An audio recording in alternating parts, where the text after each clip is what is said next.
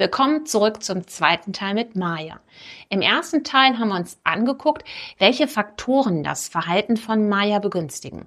Und wir haben über die Ruheübung und über das abgestimmte Spiel mit Regeln an ihrer Frustrationstoleranz gearbeitet. Heute gehen wir einen Schritt weiter. Wir schauen uns an, wie Karin mit Maya das entspannte Laufen an der Leine übt und wie sie trotz Begegnungen mit anderen Hunden, Joggern und Radfahrern souverän Maya führt. Jetzt geht es darum, dass wir daran arbeiten, dass die Maya an durchhängender Leine mit dir Fuß läuft. Und deswegen gucke ich mir die Ist-Situation mal kurz bei euch an. Geh doch einfach mal ein paar Meter mit ihr hoch. Ja.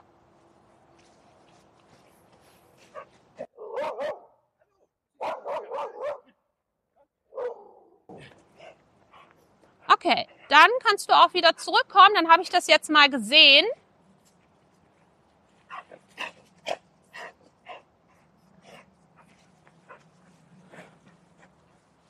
Ja, okay. Das heißt, jetzt hatten wir ja auch gleich schon die super beiden Reize, auf die sie reagiert. Die haben den Jogger gehabt, dann noch einen freilaufenden Hund. Wie fandst du? War das so eine Alltagssituation? Schlimmer, weniger schlimm? Ja, genau so. Ja, ne? Das heißt, sie hat sich dann auch richtig aufgeregt. Ne? Man hat ja so richtig gesehen, dass sie schnell hochfährt. Richtig. Und würdest du sagen, dass sie sich an dir orientiert hat oder du dich an ihr? Gar nicht. Ich ne? mich an ihr. Ja, genau. Und deswegen starten wir jetzt wirklich damit, dass ich dir jetzt zeige, worauf du achten kannst beim Laufen an der Leine. Maya und ich, wir zeigen euch jetzt, worauf man achten sollte, damit da kein Zug an der Leine entsteht. Wie man es also körpersprachlich schafft, dass der Hund, also die Schulterlinie des Menschen, achtet. Wenn du natürlich einen Hund hast, der nicht so ausflippt, wenn er einen Radfahrer oder Jogger oder andere Hunde sieht, dann kann er natürlich Leine bekommen. Dann braucht er ja auch ganz oft keine Leine, wenn er sich am Menschen orientiert. Man hat ja aber bei Maya schon die Erfahrung gemacht, dass sie eben in eine hohe Erregungslage kommt und Radfahrer verfolgen will und Jogger auch und beim Hund auch an der Leine tobt. Und deswegen ist es jetzt erstmal wichtig, dass wir die Aufgaben hier abnehmen. Und das machen wir mit dem entspannten Laufen an der Leine. Wichtig ist, ich bin jetzt vor Maya. Maya, komm. Und bin jetzt präsent. Das heißt, meine Aufmerksamkeit ist bei mir. Und das war der Moment, wo ich sagen muss, hey du, nimm dich mal zurück. Das heißt, das Timing ist jetzt super wichtig, dass wir also nicht warten, bis der Hund die Schulterlinie überschritten hat. Ja, das heißt, dieser Bereich hier vorne, den kontrolliere ich und verhindere über meine Körpersprache, dass der Hund an der Schulterlinie vorbeiläuft. Und jetzt übergebe ich wieder an die Halterin und wir gucken uns an, wie die Halterin das umsetzt. Komm mit.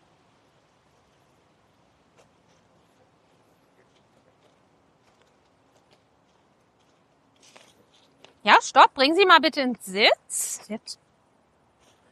Und wichtig ist, sie ist jetzt schon an deiner Schulterlinie vorbeigelaufen. Achte mal wirklich drauf, dass du erst losgehst, wenn du 1 Meter vor dem Hund bist.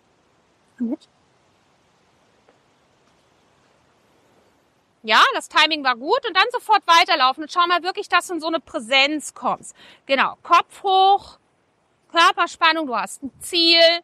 Nachdem die ersten Schritte im Fußlaufen geklappt haben, gehen wir jetzt einen Schritt weiter. Wir suchen gezielt eine Hundebegegnung, um zu sehen, wie Maya in dieser Situation reagiert und wie Karin die Führung beibehält. Bring mal bitte die Maya ins Sitz. Bring sie mal bitte ins Sitz. Sitz. Sitz. Ja, perfekt. Sitz. Gut. Und das, was jetzt total wichtig ist, Karin, ist, du gibst dir viel zu viel Leine. Deswegen zeige ich dir eben, was du machen kannst, um zu verhindern, dass sie wieder so an der Leine tobt. Ja? Ich nehme die Maya mal mit. Maya, komm. So.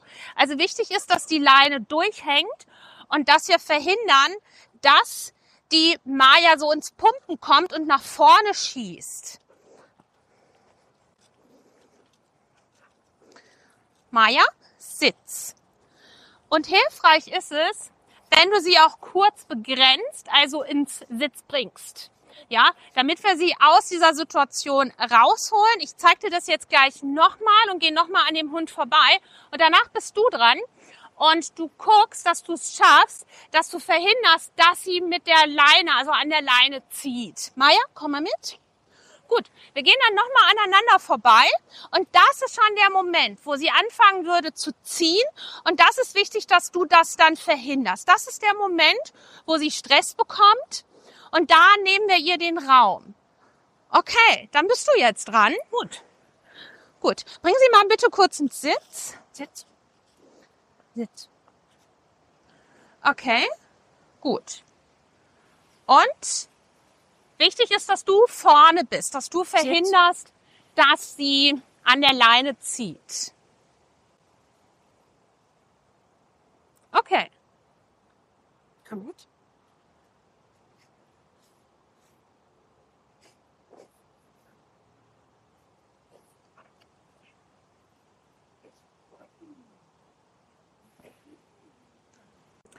Damit du langfristig dieses Problem ja los wirst, ist es jetzt wichtig, dass du eben an diesen verschiedenen Elementen arbeitest. Das eine, das ist diese Impulskontrolle und auch das Thema Frustrationstoleranz. Das haben wir ja beim Spielen heute gesehen, dass ihr das doch anfangs schwer gefallen ist. Also spielst du weiter eben kontrolliert mit Pausen und verlängerst das Zeitfenster. Das Ziel ist, dass sie eine Bestätigung erfährt eben fürs Warten und nicht für dieses aufdringliche Verhalten. Das, was wir jetzt gerade an der Leine gesehen haben, ist, dass ja schnell der Hund vorne anfängt zu ziehen, also nicht mehr hinter deiner Schulterlinie bleibt.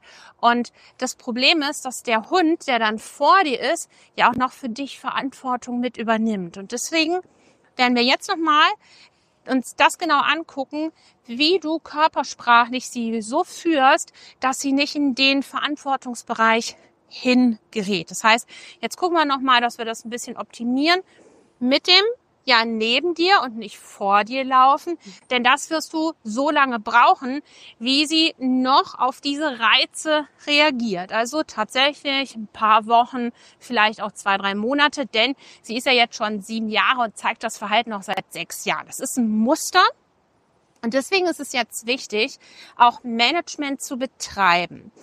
Das heißt, wenn du das Gefühl hast, sie ist sehr, sehr angespannt, sie würde gleich nach vorne schießen, dann begrenzt du sie lieber einmal zu viel, indem du sie ins Sitz bringst und dem anderen einfach sagst, ich trainiere noch zum Beispiel und brauche Abstand, der geht vorbei. Das ist viel, viel besser, wie wenn sie wieder in dieses alte Verhalten reinkippt. Das heißt, wir arbeiten nicht nur an der Impulskontrolle über das Spiel, und du machst nicht nur diese Ruheübung mit gestellten Reizen, um mir die Verantwortung wegzunehmen, sondern du arbeitest auch an einem richtig guten Fuß, dass du wirklich frühzeitig das abbrichst, dass sie nach vorne geht und gleichzeitig brauchst du eine Zeit lang dieses Management, damit du verhinderst, dass sie immer wieder in dieses Muster reinkippt. Und das wäre halt frühzeitig, sie ins Sitz zu bringen, wenn du ein Gefühl dafür hast, okay, jetzt wird schwer. Jetzt haben wir gleich ein Fahrrad, deswegen übst du das jetzt mal an den Fahrradfahrern, dass du ein Gefühl dafür bekommst, wann wird's schwierig, ja? Und dann lieber ins Sitz bringen. Ja. Ja, bring sie jetzt schon mal ins Sitz. Sitz. Ja, sehr schön. Und jetzt kontrollierst du sie, dass du den Raum verwaltest. Du verhinderst, dass sie aufsteht. Sehr schön. Wichtig ist, dass man ein Gefühl dafür bekommt, wann ist mein Hund noch cool und wann wird er nach vorne schießen. Und wie gesagt, lieber einmal zu viel begrenzen. Das, was du aber beim Sitz machst, ist, dass du sie ein bisschen bedrängst. Deswegen nehme ich jetzt mal die Maja und du bleibst jetzt hier einfach kurz stehen. Ich gehe nur 2 Meter und zeige dir dann nur kurz dieses Anhalten. Okay. Ja? So, ich gehe noch einen Schritt und dann bringe ich sie ins Sitz. Das heißt, ich mache einen Ausfallschritt. Und hier ist der Abstand optimal, um dieses Sitz einzufordern. Und dann nehme ich sofort den Druck wieder raus. Ja, weil das ist so eine Armlänge entfernt. Ja, und bring sie ins Sitz.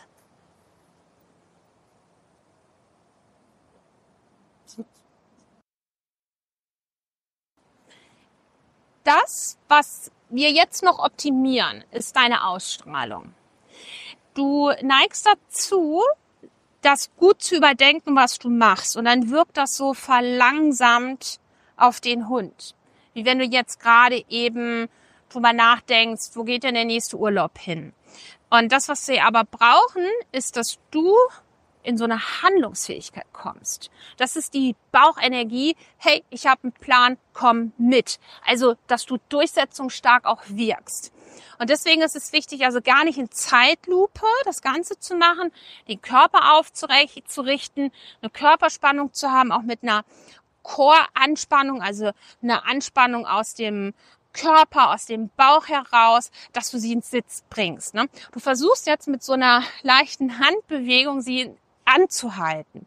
Das sollte aber energetisch passieren. Das heißt, wenn du dir vorstellst, hier ist der Hund, gehe ich einen Ausfallschritt und jetzt kommt Energie aus dem Bauch. Ich bin eine Hundelänge vor dem Hund und hier kann ich sie jetzt energetisch festtackern. Und das ist das, was ich brauche, dass bei einer Hundebegegnung ich jetzt hier den Raum verwalten kann, damit da jetzt gleich die Leine durchhängt. Das habe ich jetzt abgebrochen, jetzt schon wieder, dass sie sich für diesen Hund interessiert. Und ich bin jetzt vorne und verwalte den Raum und sage, hey, indem ich absichere, ist nicht deine Aufgabe. Maja, kommst du? Komm mit. So, und jetzt schon wieder. Ich bin hier vorne und verwalte den Raum. Und das ist wichtig, dass du diese halbe Hundelänge vor den Hund hinkommst und hier schon den Hund anhältst. Ich zeige dir das noch einmal und dann bist du dran. Das ist mit Energie. Energie kommt aus dem Brustbein und aus den Augen. Maja, noch einmal.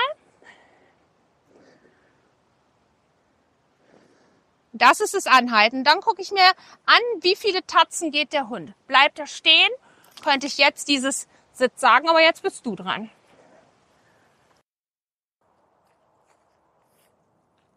Das war doch jetzt super. Du hast gesehen, wie Kara mit Maja gearbeitet hat und welche Fortschritte mit klarer Führung möglich sind. Maja hat die Führung durch Karin ungewöhnlich schnell angenommen. Das liegt daran, dass Maja ein sensibler und eher leichtführiger Hund ist. Normalerweise dauert es viel länger, bis Hunde Verantwortung abgeben. Und dann ist es wichtig, dran zu bleiben. Und wenn auch du endlich entspannte Spaziergänge mit deinem Hund genießen willst, dann habe ich da was für dich. Und zwar ist mein Kurs Hundebegegnungen meistern 2.0 fertig. Und in diesem Kurs lernst du, wie du Schritt für Schritt deinem Hund die Führung und Orientierung gibst, die er braucht und entspannte Spaziergänge ermöglichst. Den Link dazu, den findest du unten in der Videobeschreibung. Schau unbedingt rein, es lohnt sich.